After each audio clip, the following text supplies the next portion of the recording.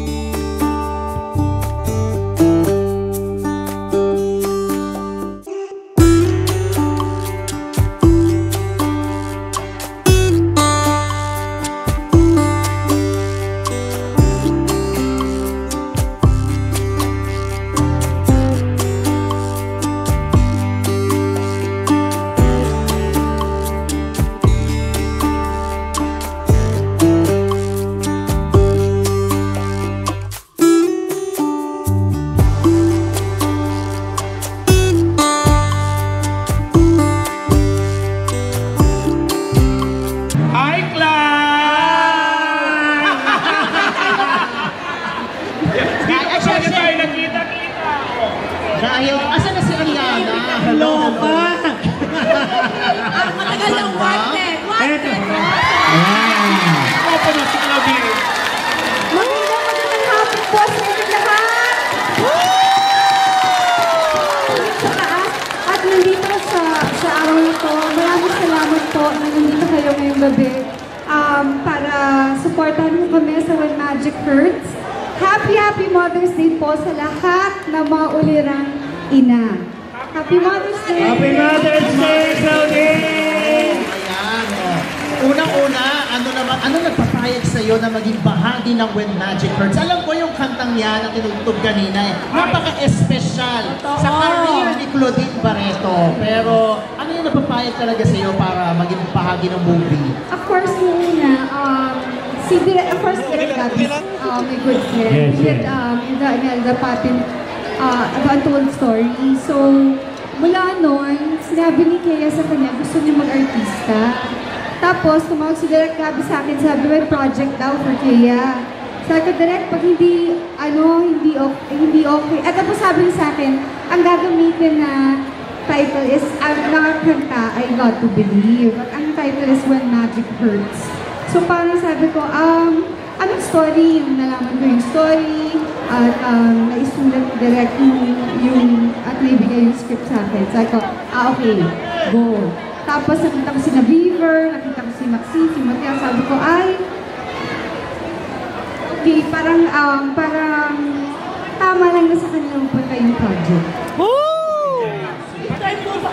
Yes, kabatiin natin ang anak ni Claudine, si Ariana Barreto.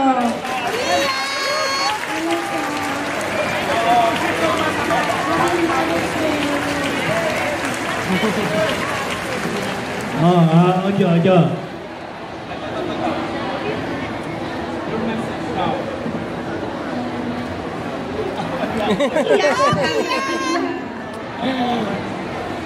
Thank you, Mami Claudine.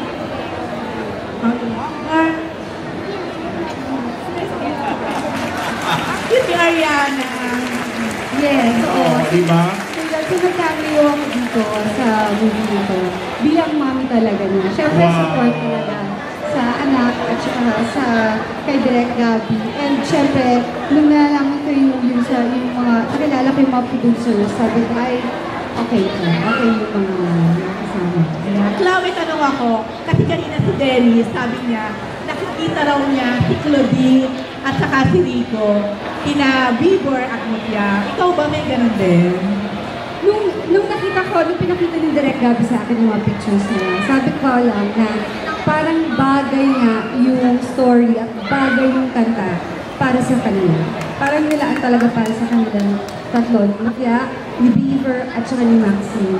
Siyempre, oo, napipili ko na parang yun nga, very, dapat lang sa kanila talaga mapunta nila. Ayan na. Very good. So may blessing talaga ang Claudine Barreto. Magagaling yung mga bata. Pag naririnig mo yung Got to Believe na kanta katulad kanina, ako, as a fan, nag-flashback sa maraming bagay eh. Kanina sa motorcade, Buti lang si Kuya Dennis maingay. At parang lang nagiging emotional.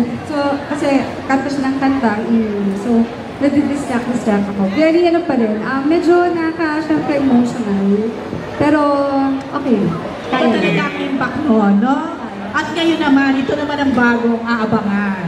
Yes, When Magic Hurts. Palakpakan po natin! Miss Claudine Barreto and her daughter, Ariana Barreto! Ayan, dahil dyan, Miss Claudine, ito, kailangan din natin tawagin si Madam Filipina Magpapalagay. Siyempre. Mami!